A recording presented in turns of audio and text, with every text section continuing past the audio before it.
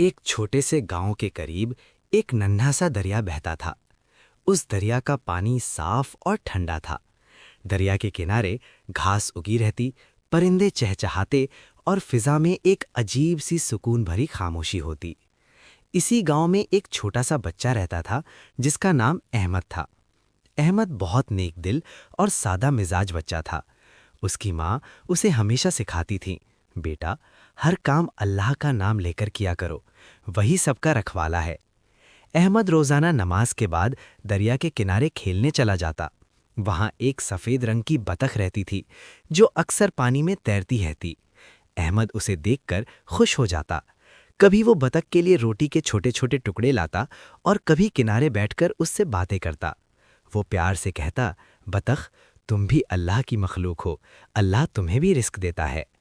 ایک دن آسمان پر بادل چھا گئے، ٹھنڈی ہوا چلنے لگی اور اچانک بارش شروع ہو گئی۔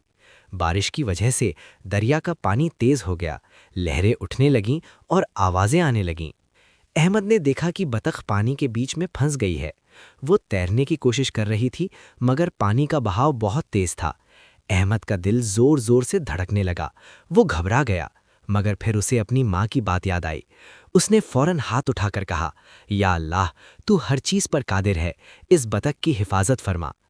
احمد چھوٹا تھا، وہ خود کچھ نہیں کر سکتا تھا مگر اس کا بھروسہ اللہ پر تھا۔ اسی وقت دریا کے کنارے ایک درخت کی شاخ ٹوٹ کر پانی میں گر گئی۔ پانی کے بہاؤ کے ساتھ وہ شاخ بطخ کے قریب آ گئی۔ بطخ نے اپنی چونچ سے شاخ پکڑی اور آہستہ آہستہ کنارے کی طرف آ گئی۔ احمد کی آنکھوں میں خوشی کے آنسو آ گئے۔ اس نے سجدہ شکر ادا کیا اور کہا، الحمدللہ، اللہ نے دعا قبول کر لی۔ تھوڑی دیر بعد بارش تھم گئی اور دریا کا پانی بھی پرسکون ہو گیا۔ بطخ کنارے آ کر کھڑی ہو گئی اور پر پھڑپھڑانے لگی جیسے احمد کا شکریہ ادا کر رہی ہو۔ احمد مسکرا کر بولا، بطخ تمہیں اللہ نے بچایا ہے، وہی سب کا مددگار ہے۔ اس واقعے کے بعد احمد کا ایمان اور مضبوط ہو گیا۔ وہ جہاں بھی جاتا لوگوں کو بتاتا، اللہ صرف انسانوں کا نہیں بلکہ ہر جاندار کا خیال رکھتا ہے۔